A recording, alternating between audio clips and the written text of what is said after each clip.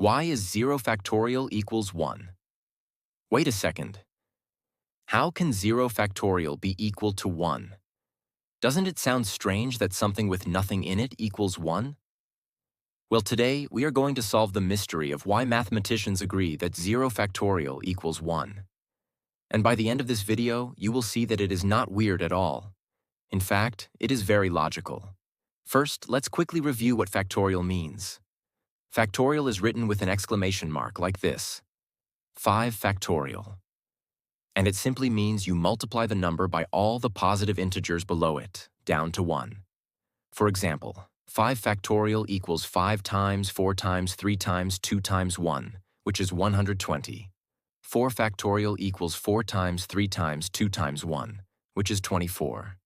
3 factorial equals 3 times 2 times 1, which is 6. Simple enough, right? But now, what happens when we go down to 0? At first glance, you might think, well, 0 means nothing, so 0 factorial should be 0. But no, mathematicians have defined it as 1. And here's why. The first reason comes from looking at the pattern of factorials. Let's look carefully.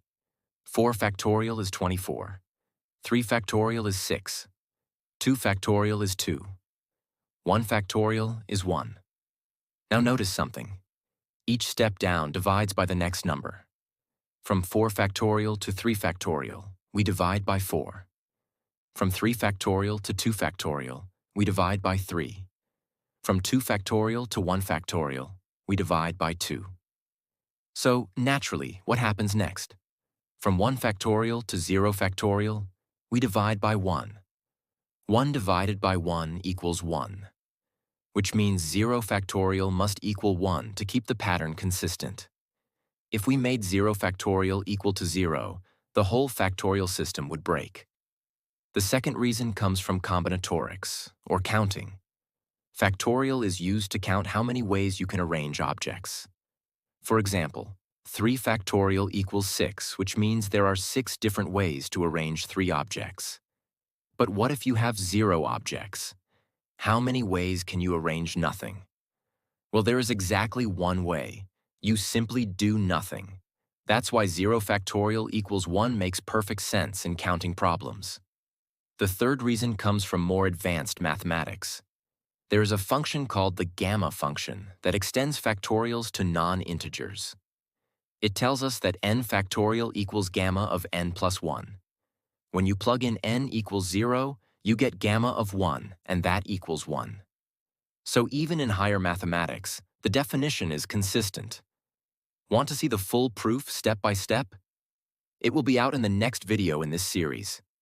So to sum it up, 0 factorial equals 1 because the factorial pattern demands it. It makes sense in counting arrangements, and even in advanced mathematics, the definition holds true. What seemed like a strange rule at first is actually a very natural definition. Now you know why 0 factorial equals 1. Did this surprise you? Comment below with your favorite weird but true math fact. And if you want more fun math explanations, don't forget to like this video, subscribe to the channel, and hit the notification bell so you never miss a lesson. See you in the next video.